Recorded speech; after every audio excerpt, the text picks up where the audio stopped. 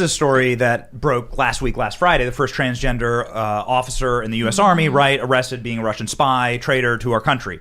Now, this is what I found very, very interesting in the story. What were the Russians after? So what were presumably they wanting? What were they wanting? What information? Medical data. Health records. Right, that's right. Well, they weren't going after Delta Force's like capacity of firepower or what special weapons they had or night vision goggles. They were going after the medical records. Now, what does this mean? Gordon Chang says that China is working on, biomedical DNA attracted, devastate. I'm not sure how you would even call it. Like, what would you even call it? DNA markers that say, like, we're going to make a specific death for you based on your genetic code. And China's going full in on this technology to figure out how to kill whole groups of people. Of course. And this, of course, is the James Bond. So that's because last plot to the last James Bond movie. You don't want them to know that you're attacking them. That's the point. They want to do it invisibly, quietly, subtly. You don't want to drop weapons that you see coming. You guys know about Stuxnet? This was a cyber weapon developed by the U.S. and Israel to blow up Iranian nuclear centrifuges to stop them from, obviously, getting nuclear power or weapons or whatever you want to call it. So this was a cyber weapon that was basically just spattered across the planet. They infected everything and said sooner or later it will find its way onto their computers. And it did.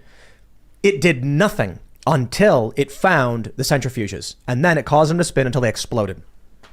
But this virus was apparently on regular machines and industrial machines, but it wouldn't do anything. That's exactly it.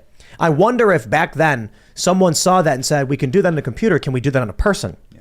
You create a virus that will infect, a bioweapon that will infect every person on the planet, but only cause damage in certain DNA. Yeah. What movie was it? James Bond? James Bond. This was the exact plot of the last James Bond film. And we know that the Central Intelligence Agency has a bureau in Hollywood that they openly push the new horrors to humanity through Hollywood cinema.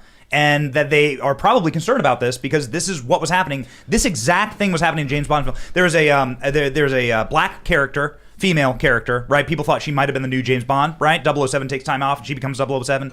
Anyway, at the end of the film, the mad scientist is like, I could make a disease. They're in there, his lair, and he goes, I could wipe out your entire race, right?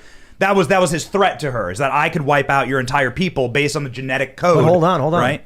Who would this most negatively impact? Not the United States. China? I don't know. China is more ethnically homogenous. Yeah, homogenous. But it doesn't have to be about your ethnic genetics. It could be about a trigger. So like an external stimuli, a light or a sound could trigger your genetic to do the thing to activate it. It could be something you eat. It could be a feel, an emotion you have could trigger it.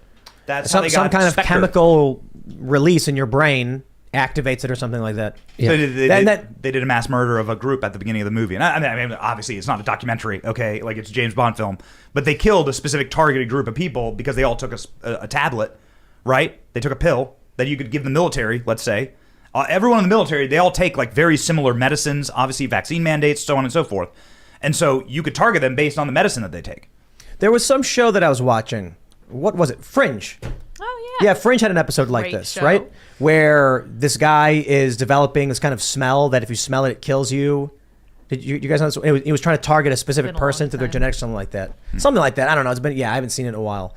Yo, this is crazy because it feels like we all do these shows and we're like nuclear weapons, and then the TV's like nuclear weapons and Putin, and everyone's like, oh, and then meanwhile behind the scenes and all the top secret clearance stuff, they're like, if only you knew. Dude, bioweapons are no joke. Well, China was caught taking people's COVID tests and then genetically harvesting the DNA from it. U.S. intelligence agencies were specifically, I was talking about this, I think a year ago on this show. I was saying, hey, the Chinese government is stealing everyone's COVID tests.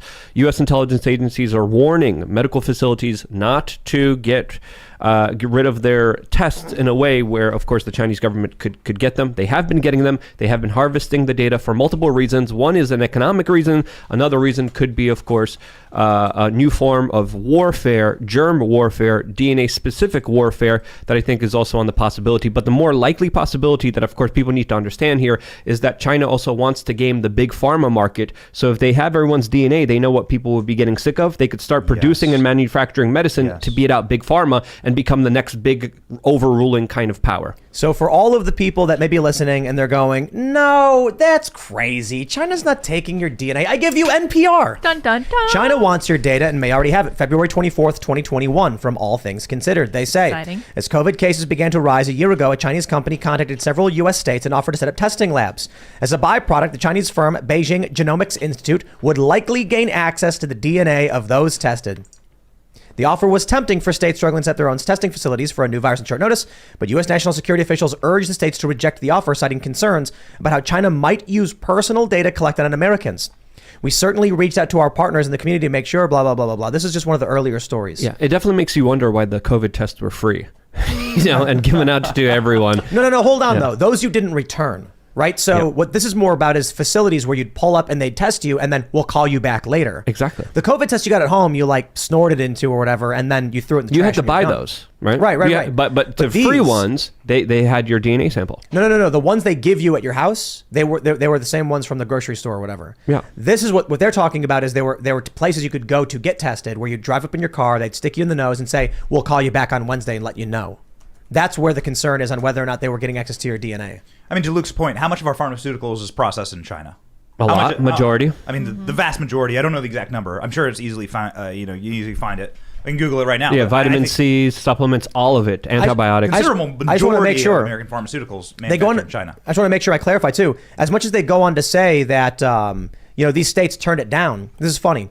They were like, the national security said, don't do it because, China would get access to your data. We certainly reached out to our partners in the community to make sure, it sounds like it didn't happen. NPR goes on to say, Beijing Genomics Institute, a major global player in the world of genomics research, reported set up labs in at least 18 other countries and provided COVID testing kits to 180 nations, including the U.S. Great. U.S. officials stressed their main concern was preventing the establishment of full-service labs. The officials do not consider the testing kits to pose a serious risk. Biotech companies in China, the U.S., and elsewhere routinely collect DNA and use it, blah, blah, blah. You get it. So here's the other crazy thing, too, is like Ancestry and like, was it 23andMe? 23andMe, I'm just looking it up. People are just like, I'm going to give my DNA.